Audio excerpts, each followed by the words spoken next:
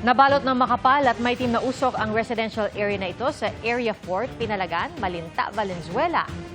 Pasado alas 12 ng tanghali kanina nang sumiklab ang sunog sa lugar. Umabot pa ito sa ikalawang alarma.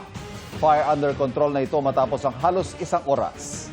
Pero ayon sa Bureau of Fire Protection, 3 ang nasawi sa insidente. Lahat nakita sa nakalock na banyo sa lugar. Patuloy pang inaalam ang sanhi ng sunog na nagsimula umano sa basurahan. Inaalam din ang halaga ng pinsala. Patay isang lalaki sa Malabon matapos siyang pagsasaksakin ng rider na nakasabay niya sa kalsada. Ang biktima pinagsilosan lang umano matapos paghinalaang manliligaw ng live-in partner ng suspect. Yan ang titutukan ni Bea Pinlac. Halos magkatabi lang na nagmomotor ang dalawang lalaki na to sa Barangay Longos, Malabon, Miyerkules ng madaling araw. Hindi na nahagip sa CCTV ang mga sumunod na nangyari, pero kitang tumigil ang dalawa sa tabi ng kalsada. Maya-maya, isa na lang ang motor na nakitang umalis sa lugar. Ang isa pang lalaki, sunod nang nakitang nakabulagta, duguan at wala ng buhay sa tabi ng kanyang nakatumba ng motor.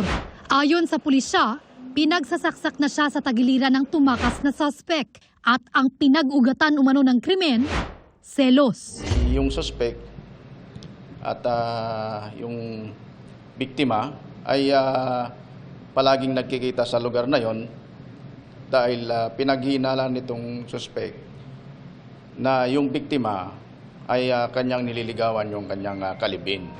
Bukod sa patalim na ginamit sa krimen, nakuha rin mula sa crime scene ang isang sachet ng hinihinalang marijuana na umano'y pagmamayari ng biktima. Dati na raw nakulong ang 20 taong gulang na biktima dahil sa iligal na droga. Sa ating pag-imbestiga ay gumagamit siya ng pinagbabawal na droga. Huwebes ng hapon, naaresto ang 28 anyos na suspect sa Caloocan. Sinubukan namin kunin ang panig ng suspect, pero ang tanging sagot nito, sa abogado na lang po magsasalita. reklamong murder ang kinakaharap niya. Para sa GMA Integrated News, Bea Pinlac, nakatutok 24 oras. Ngayong buwan ng kababaihan, katuwang ang ilang magigiting na Pilipina sa matapang na pagigiit ng karapatan ng Pilipinas sa ating mga teritoryo sa gitna ng tumataas na tensyon sa ating karagatan. Narito ang report. Di alintana ang maalong dagat, magiting na itinaboy ng BRP Cabra ng Philippine Coast Guard ang malaking vessel 3105 ng China Coast Guard na nasa 95 nautical miles mula sa baybay ng Zambales. Isa lang ito sa nagpapatuloy na misyon ng ating mga otoridad para sa soberanya ng Pilipinas. China Coast Guard Vessel 5303. This is Philippine Coast Guard Vessel BRP Bagakay, MRRD 4410. You are advised that you are currently sailing within the Philippine Exclusive Economic Zone. Misyong itinataguyod din ni Seawoman 2nd Class Stephanie Villalon at iba pang PCG personnel na bumubuo sa grupong Angels of the Sea. The Philippine Coast Guard specifically chose women as Angels of the Sea to create a soft approach in handling maritime disputes within the Philippine Exclusive Economic Zone. Boses ng diplomasya, matapang at may ipinaglalaban, hindi lang para sa sarili kung hindi para sa bayan. I didn't thought that it would be this risky, but I am actually willing naman to take the risk. Ang mga Angels of the Sea natapos sa isang all-women training program na layong maiwasan ang mga kritikal na tagpo sa tubig. Meron nga silang mga bagay na mas nagagawa nila ng mas effective at mas maganda, especially dito sa ating trust of communicating with our maritime law enforcement counterparts. Ang kanilang tinig tila kumakatawan sa kapayapaang layo ng bansa sa gitna ng tumitinding tensyon sa ating karagatan. I am the kind of woman who inspires people, not just because I'm willing to fight, but because I want to make fighting unnecessary.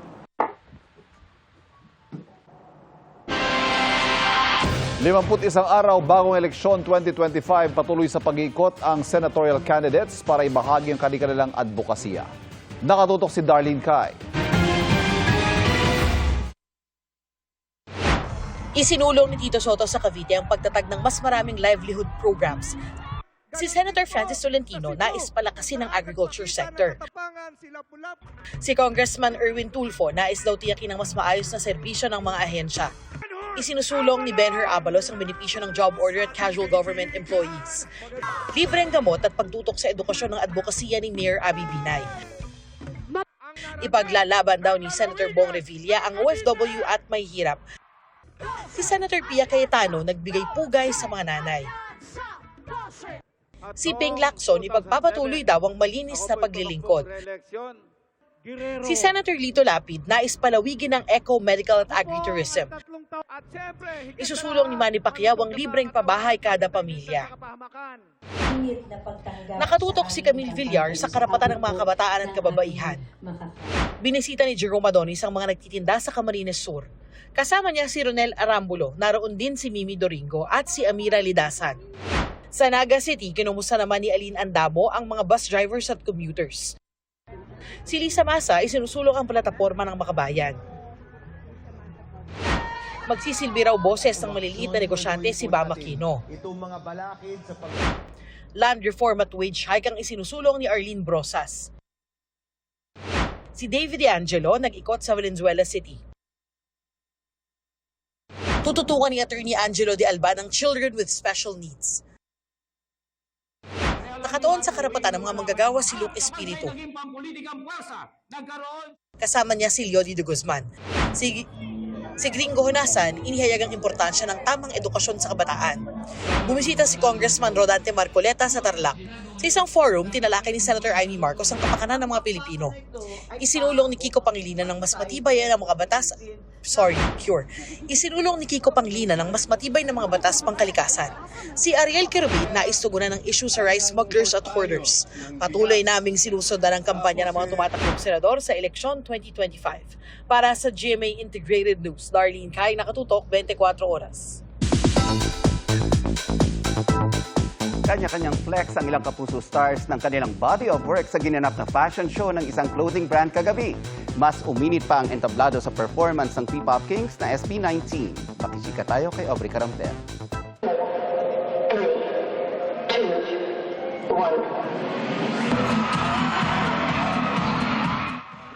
Si Asia's multimedia star Alden Richards ang nagbukas ng body of work fashion show para sa isang clothing brand sa MOA Arena. To set the mood for the rest of the show, unti-unting tinanggal ni Alden ang pantaas and went topless.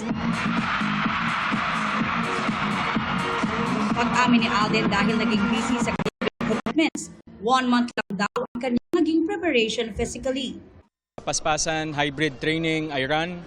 And then at the same time, I do CrossFit. Di rin nagpahuli si pambansang ginoo David Licauco sa pag-flex ng kanyang abs.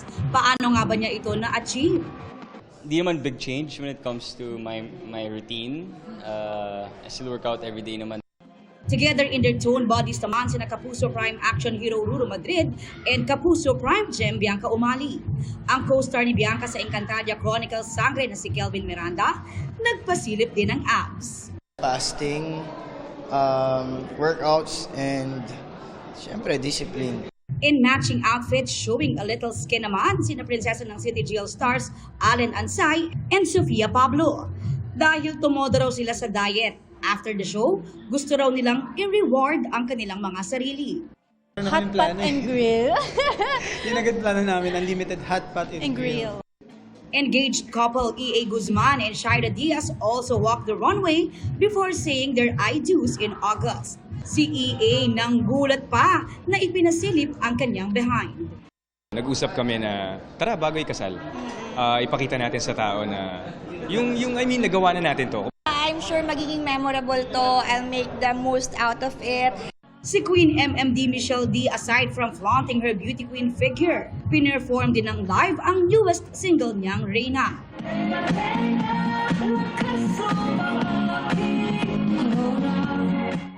We have models of all shapes and sizes. Reyna is about loving yourself and being empowered.